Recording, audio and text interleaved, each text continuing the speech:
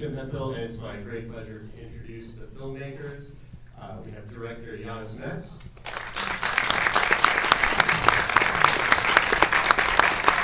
And actors Chris Pine and Thandiwe Newton.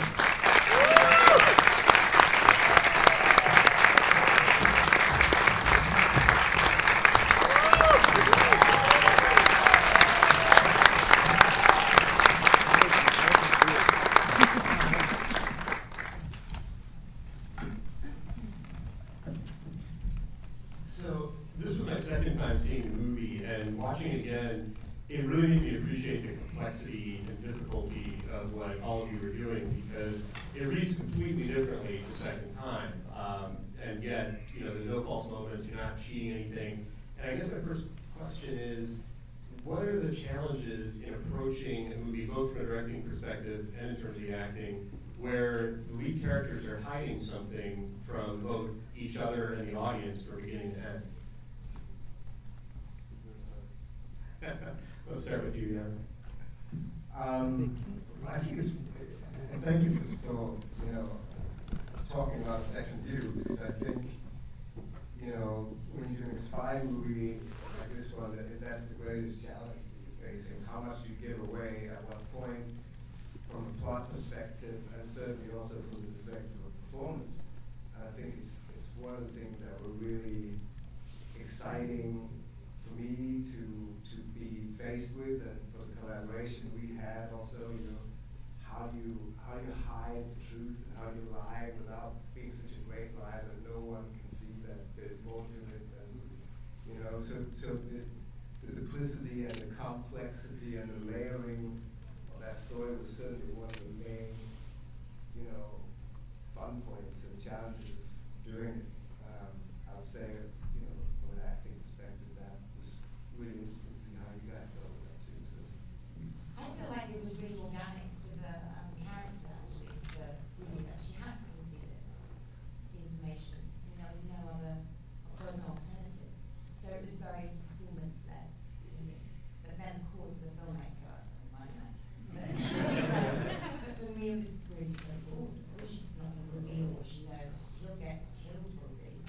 And then she doesn't even know if he did it or not. So it's just a complete utter nightmare for the rest of her life. So she has a couple of kids to try and distract herself from it. But now, are you thinking at all, Me now, obviously. Are you thinking at all, because as a viewer, again, it's just, you do such an amazing job. It feels like, even though it's not, it feels like two different performances when you watch the movie twice. And I guess, I'm curious, are you thinking at all about externally, how the audience is responding to this, or is it just, you're just playing the character, you're not thinking about that, that's more the job of the text and the way Janus edits it? No, this is scalpel precision work, so I preferred to really understand what Janus was going for. And, one time you're playing three different things in your brain, you're saying, well, what, I want to indicate in a deep cut version of watching it that something's going on, but I'm also lying at this moment. I'm also playing, a third piece. So a lot of it was just really, precision, kind of talking about it with everybody and saying what page are we on, what are we trying to do, what lens are you using, where are you going to be, with Charlotta behind the camera, what are you working on, what are you showing. But that was the puzzle piece of this. This is a beautifully written story. This is like one of the best scripts I've ever encountered in my career. But Olin did the adaptation from his own book, which is very hard to do. But it's just gorgeous, intricate plotting. So you want to do justice to this storytelling as best you can, I think. Well, Chris, saying anything about what lens you're using leads me to another question for you guys, which is the way you shoot all the stuff in the restaurant is really interesting, and I feel like that's such a tough thing to approach for a director, because on one hand, you're stuck in one location, you want to make it visually interesting, but you don't want to distract from the performances, you want to serve the performances. So what was your kind of philosophy going into how you were going to shoot all that stuff in the restaurant? Choose a great DOP. No, but you're right. I mean, 50% of this movie takes place over the course of a dinner, so you're essentially in, you know, a situation where there's a limited amount of shots, and everything you do becomes so important because every little detail is revealed by the slightest twitch of the eye or a hand movement. And some of the conversations that Shalana, the DOP, and I had was, you know, when we're talking about the restaurant, we're really, you know, going closer and closer and intensifying and going deeper and deeper into this excavation of the secrets and of the trauma that both Henry and Celia have lived through since that terrible event in the past. And there's a light journey also in the restaurant. I mean, when they meet at the end of the day, when they leave, it's the night, and the journey of the light, you know, kind of colors in the story, so that we end up in sort of film noir, very dark place, and you know, when the sun sets, it's timed right with the moment when Celia says that's when Flight 127 happened, and you know, the sun goes down and the scene blue, whereas before we come into this kind of pink reddish, warm, you know, contextualization of the relationship that they had. And then it was like shooting a poker game. You know, you raise the stakes with every line. It's almost, you know, an intensification of the storytelling. So the camera has to follow that. And you know, there's moments when we kind of revolve. Personally, I love the moment when the perspective changes and it goes from Henry's perspective to Celia's perspective, and she says, you know, well, you looked into those phone logs yourself, didn't you? And she changed, and you know, then he's under the gun, and the camera comes around and it stops. So all these little moments were, you know, we kind of prepared them very carefully, and we knew, you know, when are the particular sort of storytelling beats and highlights we really want to hit, and some of those things, you know, came together really well. And then obviously, when you're in the cutting room, you need to find and highlight that stuff. Also. Yeah, well, the development of that relationship in the restaurant is so nuanced and beautifully detailed. Were you guys able to shoot that in sequence? Was it shot in order, or yeah? The restaurant. Yeah, the restaurant part. Right. Yeah, pretty much. Yeah, the restaurant We shot all the majority of the 2012 stuff. I'm sorry. The majority of the 2012 stuff before the restaurant, yeah. Yeah. And then we came back from Christmas break or whatever. We shot the restaurant and some other stuff. Yeah, I think, I mean, the chronology of it, I mean, it's so hard to be able to shoot a film chronologically. I dream of the day that that's possible, because I think it's so good for the actors to live through the experience of the film. But what we could do with this is to try and separate the past and the present. So we shot the past first, so that, you know, you guys would know what you were, you know, had gone through together, what you were reacting to, and then the restaurant, obviously we could shoot in pretty much in chronological order. So it was a developing thing. I believe we spent about 2 weeks over that dinner table, killing Chris. it was excruciating.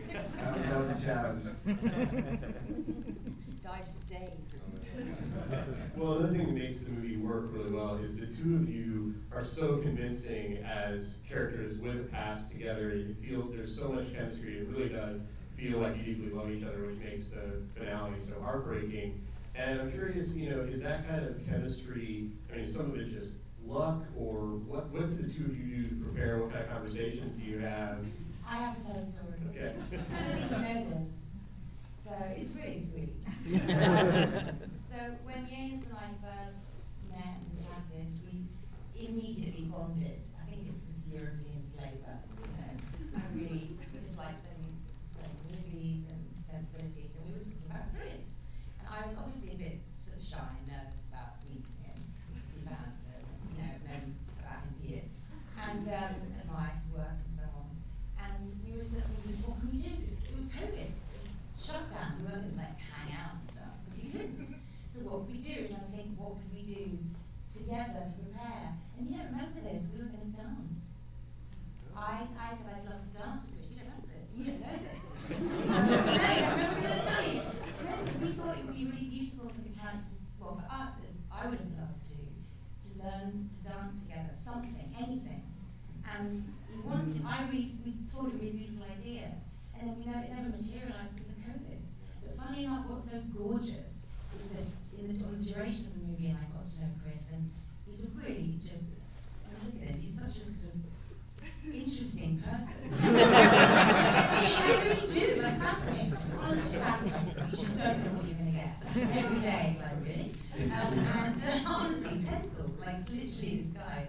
He gave me a gift of these beautiful pencils. I've never seen anything like it. Pencils with like metal on them and shit. It's like, what? I've lost all of them. So sorry, I know, I've lost every single one.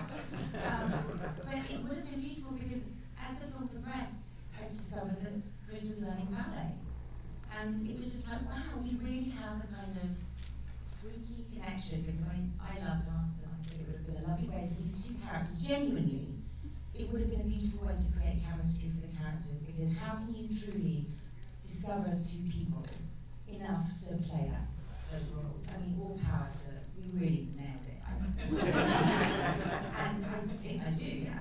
And but I think it would have been a beautiful thing to do. And I think in the future, if I were doing anything similar, to dance with someone, to learn a skill together wordlessly and have that connection. But I really feel like, especially in the intimacy, I'm probably saying too much, you didn't ask me about all this, but it is a ballet. It was a beautiful scene to work on. And I say that as a woman who, my body is my temple, truly.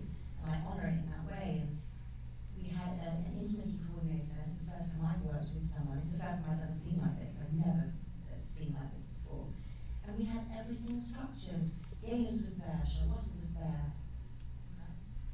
We were there, and we structured this beautiful scene that was like a ballet. So I guess we got to do the dance together.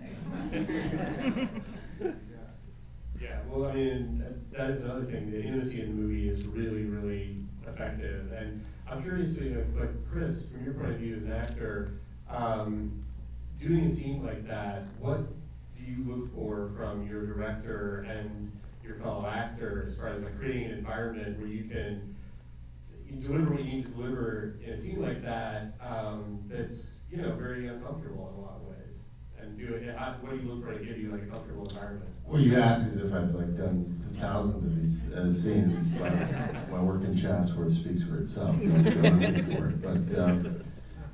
I've done a couple of these scenes before. Like Thandiwe said, this was the first time we had an intimacy coordinator, which I never really heard of, which was at first kind of awkward because you're thinking you're gonna go to the sex scene and you have this older woman who's like giving you notes about how to like kiss and stuff. And you're like, what the fuck?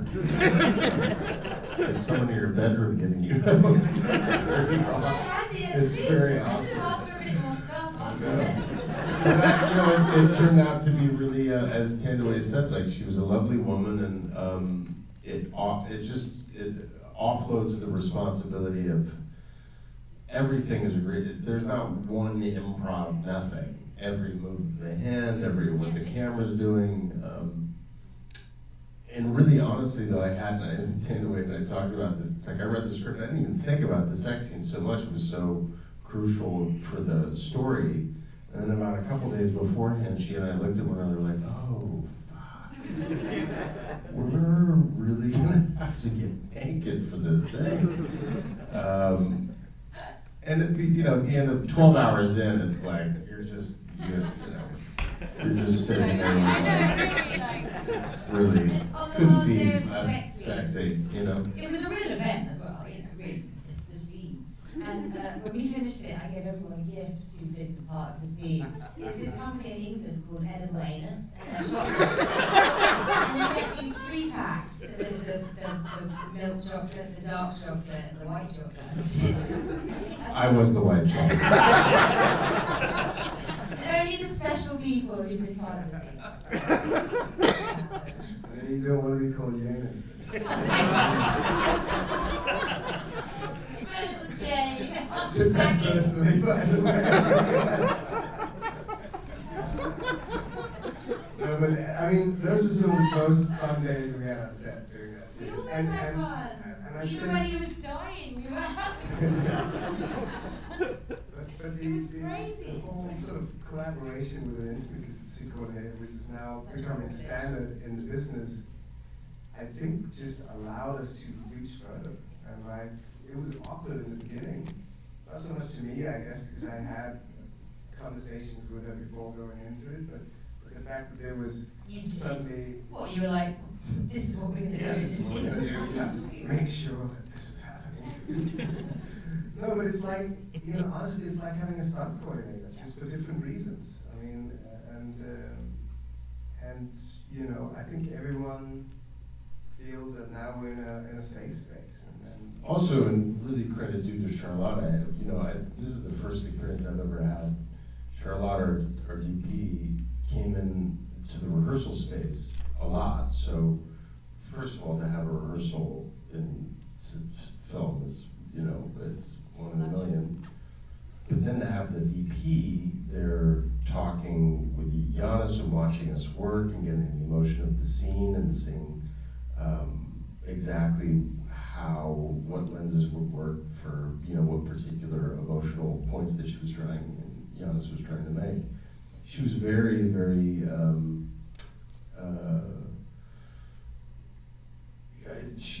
to have her behind the camera, because she operated too, she was very warm, she was very present, she was concerned about our comfortability, and I never really had that level of engagement emotionally, so to speak, with the DP before. It was quite nice.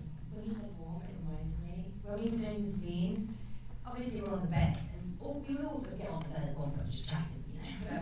And at one point I turned around and Charlotte, who'd been really going for it with the handheld, you know, doing the scene like this, and she was red-faced, absolutely strawberry red. I was like, are you okay, Charlotte? And it's because we had a heated under blanket in the bed, just to keep us warm because we were naked. But there she was, fully clothed, with a mask, on this like electric blanket bed, trying to get the shot, shaking, sweating, bright red face. And we're just like lounging there, naked, really comfy in us warm bed. It's an interesting point about filmmaking, I think, what you're saying, Chris, about rehearsals and bringing the DOP in, because as a director, you have no clue how other directors do it. And for me, it's I don't know how you can not bring a DOP into rehearsals, because that's when you realize what the core of the scene is, what you're trying to say. And the DOP, for me, is a storyteller as much as I am, you know. It's, you know, those are the most important relationships in the filmmaking process. Is what's going on between the director and the DOP and the actors. That's where the film gets made. Yeah. And if those relationships are tight and everyone's kind of working towards the same goal, and there's a good vibe, you know. It's also much more how she operates. I mean, that's, to have a DOP that's operating is so fucking cool. It's just, you know, it's just, that means the engagement amongst us, you, and the DP, you know. I feel like Pretty. it's how it used to be quite a lot. Well, because I think it was film and it was before the Dead Back in the Ten, day, it was and all that, always et cetera, yeah. operate.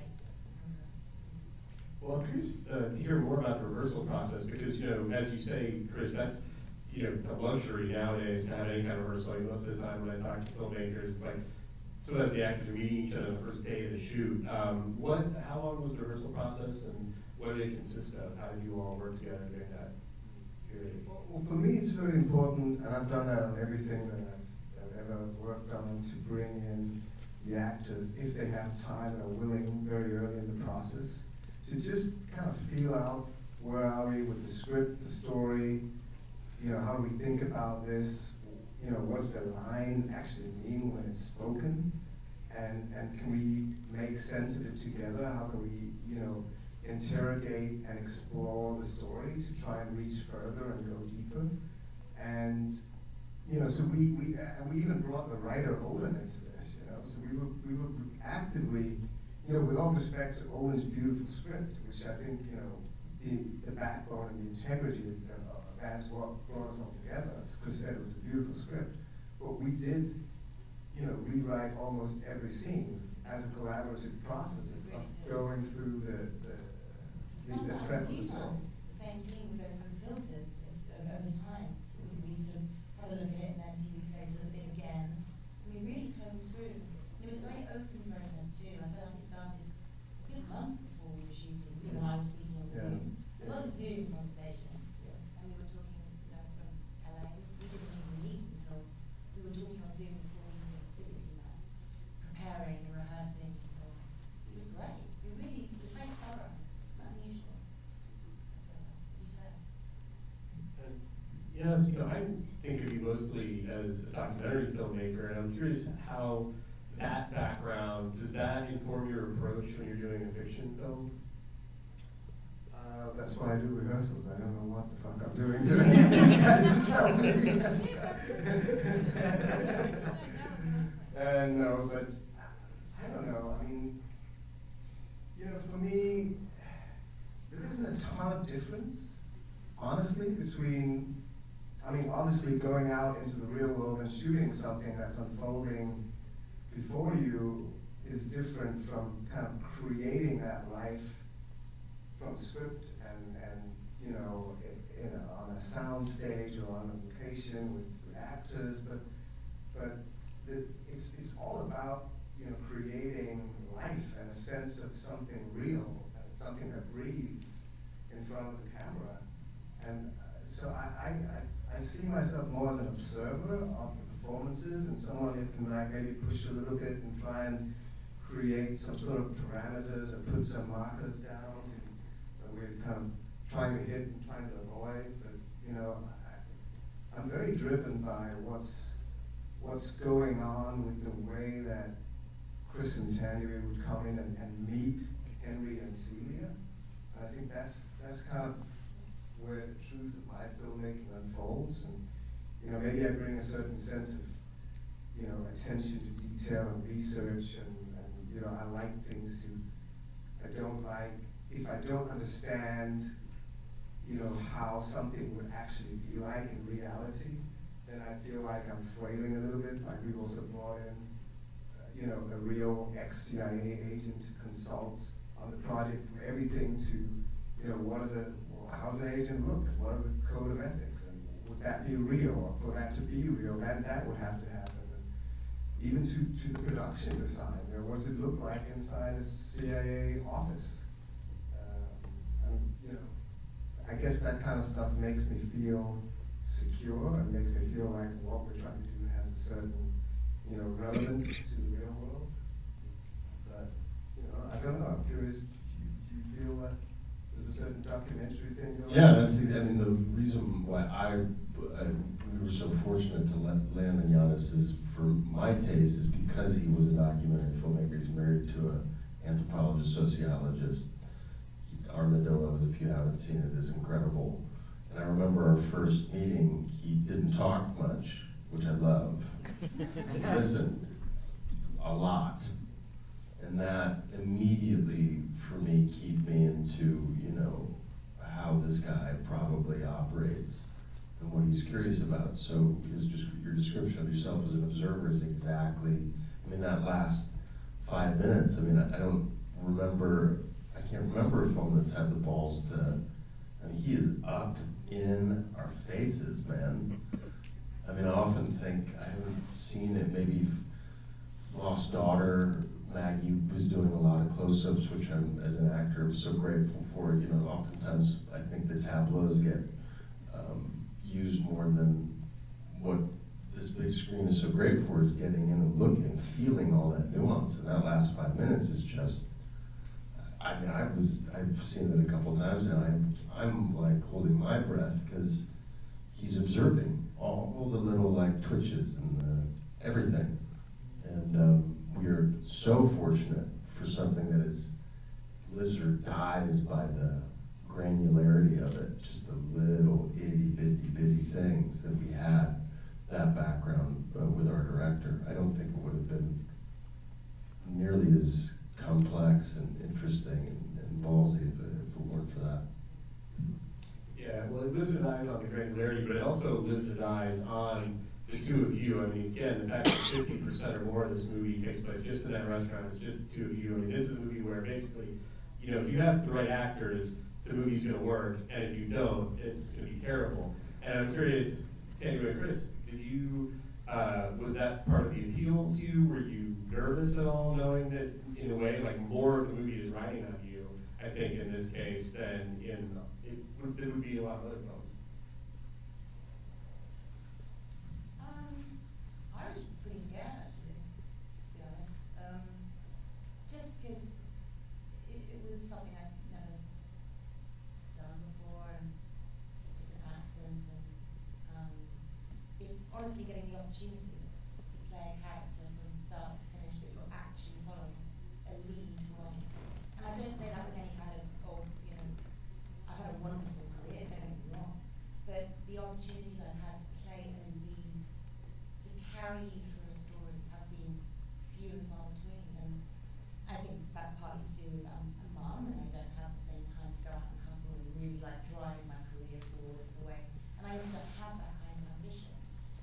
But I do feel like as an actor, to actually inhabit a role that carries an audience, there is a greater weight, there's a greater, it's more of a challenge, but my God, I loved it. So I was scared. Yeah, I was totally scared. That's a big role. And I do think actually the movie hinges largely on Celia, because of, she makes the mistake, right? She doesn't trust, or doesn't trust what she sees or feels. Feels, literally. That scene, their heartbeats are together. He's not telling her, but why didn't she know? Why didn't she trust? Why didn't she feel it? I don't know the answer. You know, maybe she felt on some level that he should be gone. I don't know. And it breaks my heart. I'm still thinking about it. But yes, to play a role, a lead role, as a woman of colour, yes, I'll say it, is really a big deal. Big deal. And it's something that I feel it's an honour, and it's also kind of, shit, I'm 49, I've enjoyed this career for a long time, and I'm very proud of it. And truly, it was a privilege to carry a movie alongside Chris. Work it out, girl.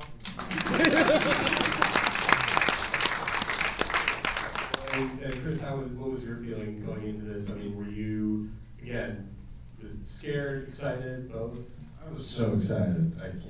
This script, I'm telling you, I've read a lot of scripts. This is the top 3. This is everything I've ever wanted to make.